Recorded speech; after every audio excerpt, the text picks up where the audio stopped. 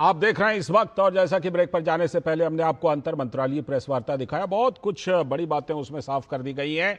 इसी पर आज सबसे पहले हम बात भी करने वाले हैं कि पश्चिम एशिया संकट के बीच क्या अपने देश में एंटी मोदी टूल किट्स अफवाह फैला रहे हैं क्या? ईरान, अमेरिका और इजराइल की जंग खत्म होने की कोई तस्वीर फिलहाल दिख तो नहीं रही है। शांति प्रस्ताव और शर्तों को एक दूसरे देश ठुकराते हुए नजर आ रहे हैं दोनों पक्ष।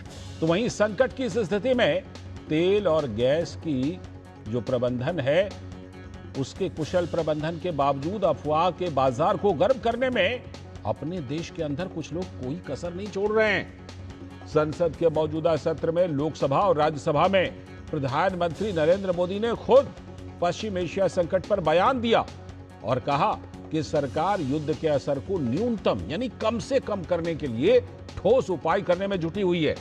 और इसी रणनीति के तहत प्रधानमंत्री नरेंद्र मोदी ने आह्वान भी किया था कि सभी राज्य सरकार केंद्र सरकार के साथ मिलकर टीम इंडिया के रूप में काम करें। इस बीच केंद्र सरकार ने आम जनता को बड़ी राहत देते हुए आज पेट्रोल और डीजल पर एक्साइज ड्यूटी में भारी कटौती कर दी है। पेट्रोल और डीजल दोनों पर 10-10 रुपए प्रति लीटर की कमी की गई है। इसके बाद पेट्रोल पर एक्साइज ड्यूटी अब घटकर 3 रुपए प्रति लीटर रह गई है, जबकि डीजल पर तो इसको पूरी तरह से शून्य कर दिया गया है। वैश्विक ऊर्जा संकट के बीच केंद्र सरकार का यह फैसला अभूतपूर्व माना जा सकता है, लेकिन संकट की इस घड़ी में भी विपक्ष की सियासत अफवाह फैलाने वाले गिरोह के टूल किट का हिस्सा बनते हुए साफ नजर आ रही है। केंद्र सरकार ने ईरान और इजराइल अमेरिका युद्ध के कारण लॉकडाउन की अफवाहों का भी जोरदार खंडन किया है। अभी भी हम आपको प्रेस कॉन्फ्रेंस में बता रहे थे, केंद्रीय पेट्रोलियम मंत्री हरदीप सिंह पुरी ने खुद कहा कि लॉकडाउन की अफवाह बिल्कुल गलत है। उन्होंने कहा कि भारत सरकार के पास तेल के पर्याप्त भंडार है और गैस की आपूर्ति निर्बाध रखने की पूरी व्यवस्था भी है। वेस्ट एशिया संकट पर दुनिया की बदलती तस्वीर और भारत सरकार की स्थिति से निपटने की तैयारी को लेकर प्रधानमंत्री नरेंद्र मोदी ने सभी राज्यों के मुख्यमंत्रियों के साथ वीडियो कॉन्फ्रेंसिंग के माध्यम से बात करने का कार्यक्रम भी रखा है। और आज ही ये चर्चा करेंगे वो कि कैसे युद्ध के संभावित दुष्प्रभावों से आम लोगों के हितों को सुरक्षित रखा जा सके। हालांकि जहां चुनाव है वहां राज्यों के मुख्य सचिव से कैबिनेट सेक्रेटरी अलग से बात कर लेंगे। तो पश्चिम एशिया संकट के चलते ईंधन आपूर्ति में आई कमी के बीच केंद्र सरकार ने उद्योगों को राहत देते हुए कमर्शियल एलपीजी की भी अब सप्लाई बढ़ा दी है। अब राज्यों को संकट से पहले के स्तर का 70% तक एलपीजी आवंटन मिलेगा, जिससे कई उद्योगों और होटलों को बिल्कुल सीधी मदद मिलेगी। हालात को संभालने में सरकार ने कोई कसर नहीं छोड़ी है।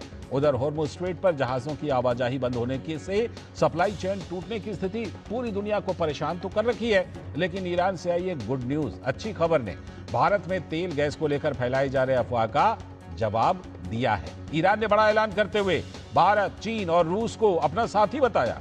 ईरान ने कहा, हमारे दोस्तों के लिए गैस और तेल की आपूर्ति नहीं रुकेगी।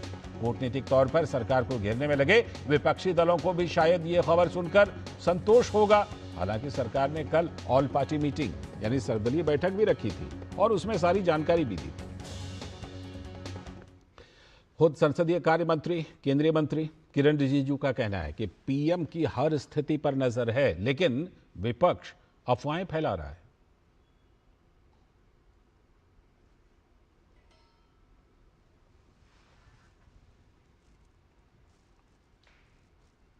ये सब कौन अफवाहें उड़ाते हैं? प्रधानमंत्री जी ने बहुत साफ तौर से बताया था कि पैनिक नहीं होना है। जमाखोरियों को चेतावनी दिया है, राज्य सरकारों को आह्वान किया है कि कोई इसमें होर्डिंग ना करे, पैनिक क्रिएट ना करे। भारत सरकार पूरी तरह से स्थिति का नियंत्रण में पूरा रखा हुआ है और आम लोगों को तकलीफ नहीं होने के लिए टॉप लेवल से बॉटम लेवल तक प्राइम मिनिस्टर साहब खुद कंटिन्यूअसली मॉनिटर करते हैं। वहीं कांग्रेस के नेता मनीष तिवारी ने कहा कि सरकार कभी भी अपने जेब से तो राजस्व नहीं देती। जो राजस्व आता है वो लोगों की जेब से ही तो आता है। जो लोग टैक्स देते हैं उसी से ही तो सरकार का राजस्व आता है। तो अगर सरकार ने एक्साइज ड्यूटी कम की है तो कोई सरकार अपनी जेब से पैसा थोड़ी दे रही है। हरदीप सिंह पुरी जी का बयान तो ऐसा है जैसे कि वो अपनी जेब से निकाल के पैसा दे रहे हो। सरकार कभी जेब से पैसा नहीं देती, लोगों का ही पैसा होता है। बात नीति की है कि किस तरह से नीति बनाई जा रही है, किस तरह से निपटा जा रहा है। केंद्रीय वित्त मंत्री निर्मला सीतारमण का कहना है कि एक्सपोर्ट पर कर बढ़ाने से कंपनी भारत में ही रहेगी और देश में इसकी उपलब्धता भी रहेगी। भारत में बहुत सारे रिफाइनरीज हैं जो विदेश से माल खरीद करके इधर उसको रिफाइन करके विदेश को एक्सपोर्ट भी करते हैं, हमें भी देते हैं। मगर वो एक्सपोर्ट के ऊपर हमने अभी ज़्यादा रेट बढ़ाया, एक्साइज ड्यूटी बढ़ाया, जिससे वो एक्सपोर्ट ना करते हुए भारत में ही उनको सेल करेंगे, जिससे भारत में अवेलेबिलिटी का भरपूर अवेलेबिलिटी रहेंगे, लोगों को कमी महसूस नहीं होने देंगे।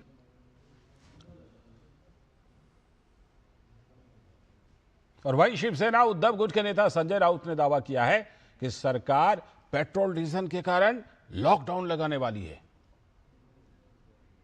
जिस तरह से बड़ी बड़ी कतार पेट्रोल, डीजल, रेशन और राफेल के लिए भी लगी है, केरोसिन के लिए, और जिस तरह से सरकार में जोरदार हलचल चल रही है, तो लगता है मोदी जी फिर एक बार 10-15 दिन के लिए डीजल और पेट्रोल की बचत करने के लिए लॉकडाउन लगा सकते हैं। तो उधर ममता बनर्जी और इधर संजय राउत कह रहे हैं लॉकडाउन लगने वाला है, जबकि सरकार पूरी तरह से खंडन कर रही है। इसी पर बात करने के लिए हमारे साथ जुड़ रहे हैं हमारे संवाददाता भी और साथ में हमारे सलाहकार संपादक विनोद मिश्र जी यहाँ स्टूडियो में जुड़े हैं और हमारे संवाददाता राजेश राज भी हमारे साथ जुड़ गए हैं इसी खबर पर बात करने के लिए। पहले सीधे चलते हैं राजेश के पास। राजेश हमारे साथ जुड़ गए। राजेश बताइए, अभी भी अंतर मंत्रालयीय प्रेस वार्ता हुई, ठीक, उसमें सब कुछ जानकारी दी गई। इसके पहले पेट्रोलियम मंत्री हरदीप सिंह पुरी भी बिल्कुल साफ कह चुके हैं कि लॉकडाउन की कहीं कोई योजना नहीं है, कहीं विचार ही नहीं है लॉकडाउन की, ऐसी कोई स्थिति ही नहीं है। इससे कितनी गुणी ज्यादा बुरी स्थिति दुनिया के कई देशों में, लेकिन भारत में नहीं। इसके बावजूद इस चीज को बार बार लोगों के मन में डालना, और जाहिर सी बात है बहुत सारे लोग इसको मान करके पेट्रोल पंप पे, गैस एजेंसी पे जाकर पहुंच जाते हैं। सरकार ने अब फिर से साफ किया है राजेश, क्या इससे लोगों पर असर पड़ेगा? आज के प्रेस कॉन्फ्रेंस में और ज्यादा स्थिति साफ कर दी है सरकार ने और पेट्रोलियम मंत्री ने। देखिए लालचंद्र, जहां तक इस अफवाह का सवाल है, तो हम कंप्यूटर युग के बाद अब सोशल मीडिया के दौर में जी रहे हैं, जहां पर की भ्रामक खबरों के लिए पूरी पर्याप्त जगह है। सोशल मीडिया पर बहुत सारी अच्छी खबरें भी चलती हैं, लेकिन भ्रामक खबरों के लिए पर्याप्त जगह होने की वजह से कई बार धुंध की स्थिति दिखाई पड़ती है। लेकिन इस धुंध की तस्वीर को, धुंधली तस्वीर को भारत सरकार ने बिल्कुल साफ कर दिया है और कहा है कि किसी भी तरह के भ्रामक खबरों के लिए कोई जगह नहीं है। जनता से अफवाह पर ध्यान नहीं देने की अपील करती हुई संसदीय कार्य मंत्री किरण रिजिजू ने साफ कर दिया है कि लॉकडाउन जैसी कोई स्थिति नहीं है और जनता को अफवाह में से बचने की सलाह भी उन्होंने दी है। और हम भी देश के सबसे बड़े टेलीविजन नेटवर्क डीडी न्यूज से अपने दर्शकों से अपील करना चाहेंगे कि वो इस तरह की खबरों पर बिल्कुल ध्यान न दें। सरकार पूरी तौर पर मुस्तैद है और पार्टी बैठक के बाद आज केंद्रीय जो प्रधानमंत्री नरेंद्र मोदी के नेतृत्व में सभी राज्यों के मुख्यमंत्रियों के साथ भी वीडियो कॉन्फ्रेंसिंग से संवाद स्थापित किया जा रहा है, जिससे कहीं ना कहीं हमारा जो फेडरल स्ट्रक्चर है उसको भी मजबूत होता हुआ हम देख पाएंगे और राज्यों में कालाबाजारियों और जमाखोरों के खिलाफ जो कार्रवाइयां हैं उसके निर्देश प्रधानमंत्री पहले ही दे चुके हैं। जनता से अपील कर चुके हैं कि वो अफवाहों का पर ध्यान न दें। और आपको याद होगा कि कोरोना काल में भी जब अफवाहों का बाजार गर्म होता था लालचंद्र, तो कई बार आपने देखा कि जनता जो है दिल्ली से पूर्वांचल की तरफ, बिहार की तरफ जो है वो पैदल कूच कर रही थी, लेकिन उसको भारत सरकार ने पूरी मुस्तैदी और तत्परता से उन स्थितियों से निजात दिलाते हुए देश में कोरोना की जंग जो है वो बेहतरीन तरीके से लड़ने का काम किया। तो मुझे लगता है कि उससे बड़ा ये संकट नहीं है, सिर्फ सतर्क रहने की जरूरत है। जमाखोरी और जो कालाबाजारी पर रोक है, लगाने की उनसे निपटने की जरूरत है। और जनता अगर चुस्त दुरुस्त और मुस्तैद रहेगी तो मुझे लगता है कि इन भ्रामक खबरों के लिए कोई जगह नहीं है। सरकार ने, किरण रिजिजू ने, शिक्षा मंत्री धर्मेंद्र प्रधान ने, तमाम लोगों ने, जो प्रधानमंत्री नरेंद्र मोदी ने जो एक्साइज ड्यूटी कम की है उसकी भी सराहना की है। और इससे यह स्पष्ट हो चला है कि पेट्रोलियम पदार्थों की कीमतों में भले ही दाम घटे ना घटे लेकिन दाम बढ़ेंगे नहीं, इसकी मुस्तैदी सरकार ने दिखाई है। क्योंकि प्राइवेट जो कंपनियां थी वो दाम बढ़ाने की फिराक में थी, लेकिन भारत सरकार ने धुंध की स्थिति को साफ कर दिया है और पेट्रोल डीजल की कीमतों में कोई भी बढ़ोतरी नहीं होगी। सिर्फ अफवाह से बचने की सलाह दी जा रही है। बिल्कुल विनोद जी जो बात राजेश कह रहे हैं और इस वक्त प्रेस कॉन्फ्रेंस में भी विनोद जी को जरा स्क्रीन पर लीजिए, प्रेस कॉन्फ्रेंस में भी ये बात कही गई है। लेकिन चाहे ऑल पार्टी मीटिंग हो या फिर मुख्यमंत्रियों के साथ वार्ता, एक तरफ देखिए कुछ पार्टियां क्या करती हैं कि सर्वदलीय बैठक में आएंगी नहीं और उधर जाकर कहेंगी कि लॉकडाउन लगने वाला है। ऐसे में विनोद जी ये क्या मतलब, मुझे तो लगता है कि एक रस्साकशी चल रही है। एक तरफ सरकार के सामने चुनौती है कि लोगों को अफवाह से बचाएं और दूसरी तरफ जिनको अफवाह फैलाना है, जिसको हम कहते हैं टूल किट्स, वो अपने काम में पूरी तरह लगा हुआ है, दनादन अपने काम में लगा हुआ है। लालजी, अभी आपने अपने रिपोर्ट में मनीष तिवारी का भी बाइट सुनाया था। पूर्व केंद्रीय सूचना मंत्री भी हैं, कांग्रेस पार्टी के कद्दावर लीडर भी है। अब वो कह रहे हैं कि ये अगर एक्साइज ड्यूटी में भारत सरकार ने कम किया है तो क्या वो अपने पॉकेट से दे रही है। तो मनीष तिवारी को याद दिलाना चाहिए, कब पॉकेट से देती है तो मनीष तिवारी को याद दिलाना चाहिए कि अभी एक दिन पहले ही उनकी ही हिमाचल की सरकार है, उन्होंने अपने पेट्रोल और डीजल पे 5 रुपये पर लीटर बढ़ा दिया है जी। तो क्या वो अपने पॉकेट से दे सकते थे? अपने पॉकेट में रखेंगे वो 5 रुपए जो बढ़ा है। 5 रुपया जो रख रहे हैं। सवाल नहीं, ये नहीं है, सवाल ये है कि एक पूरा टूल किट्स का वो हिस्सा बन गया है पॉलिटिकल पार्टीज का। अभी आप देखिए तो जो आप अभी संजय राउत का चला रहे थे बाइट और ये सारे लोगों का देखिए तो वो वही चीज कर रहे हैं जिससे लोगों में एक डर फैले। प्राइम मिनिस्टर मोदी ने बार बार संसद के इस अभी एक पार्लियामेंट का जो सेशन है, मौजूदा सत्र है, उसमें राज्यसभा में और लोकसभा में उन्होंने ये बात कही थी कि ये हम एक टीम इंडिया के स्पिरिट से काम करें जी। और आज जो राज्य के मुख्यमंत्रियों से जो उनकी बात हो रही है, जो आप वीडियो कॉन्फ्रेंसिंग से सारे राज्य के मुख्यमंत्री से मिल रहे हैं, वो टीम इंडिया का स्पिरिट है कि भारत को तैयार होना है। जो मिडिल ईस्ट की जो स्थिति है, उस मिडिल की स्थिति में यह कोई कल्पना नहीं कर सकता कि आगे क्या पॉसिबिलिटीज होगी, किस तरह का ये वार का जो बना हुआ सिचुएशन वो किस मोड़ पे जाएगा।